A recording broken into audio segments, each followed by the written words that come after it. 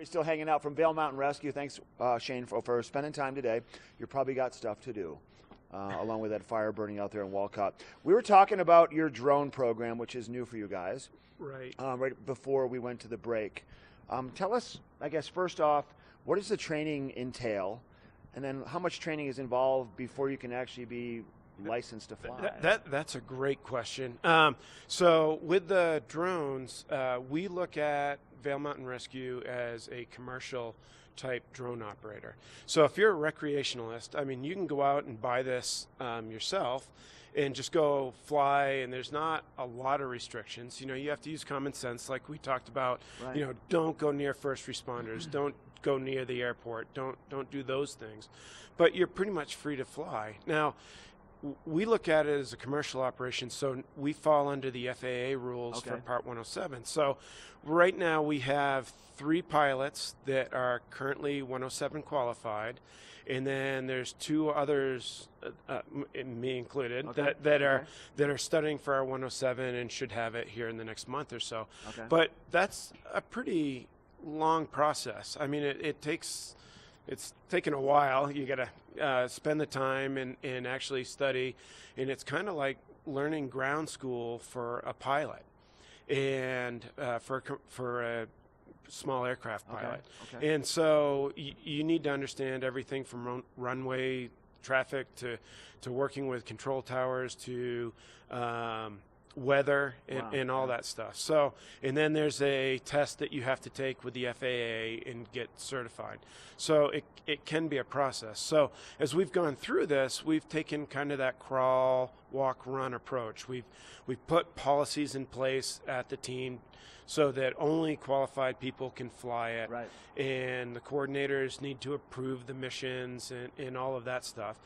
And now we're integrating this into our training. So, you know, if we're doing a high angle training, say out at Walcott, for example, we can bring the drone in and have it fly up and look at what's going on the wall, right? Is someone stuck? Are they stuck halfway? Are they conscious? Are they unconscious? Right. We've used it on river type trainings where you're flying up above the river, and I've got some pictures of that, where you could see if someone was stuck on a bank or stuck on a rock, or if there was a raft overturned. So we're kind of, as I said in the beginning, You're in the learning stages of it, and it seems like, just by what you explained, the applications kind of are wide open, really. Once you start getting the hang of it, and it's going to narrow down a lot of the legwork that goes into preliminary finding somebody and what you're up against before you go in. Absolutely. Where we want to go, you know, and this is a great starter drone, as we call it, and has great training potential.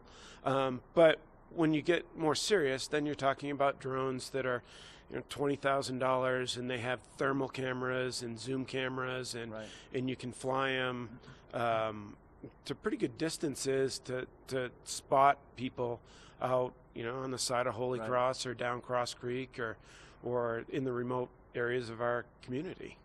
It's pretty amazing. So So it's in its infancy. Have you had to use it yet on any missions, or just training real quick? we're still in the training phases of it, absolutely. But it's like, as I said earlier, like a snowmobile. You're not going to bring out a snowmobile for every winter Right, mission. of course. So the same thing with the drone. We'll pick and choose the missions that it makes the most sense on, and then use it. Okay. So we're really excited to fly it. It's a lot of fun. Training's a lot of fun, and I think it can really bring a benefit to the team. Okay. We're excited to see where it goes. Thank you for everything, Shane. Yeah, absolutely. And as we make progress with it, we'll come back and maybe have some fun out on the back deck with it. See? He likes to have fun. Vail Mountain Rescue, if you need any help, they're a phone call away, but hopefully you don't ever have to call them. All right, we'll be right back with more of the show. I have a look at that weather forecast and more from Good Morning Vail live from here in Avon for June the 11th.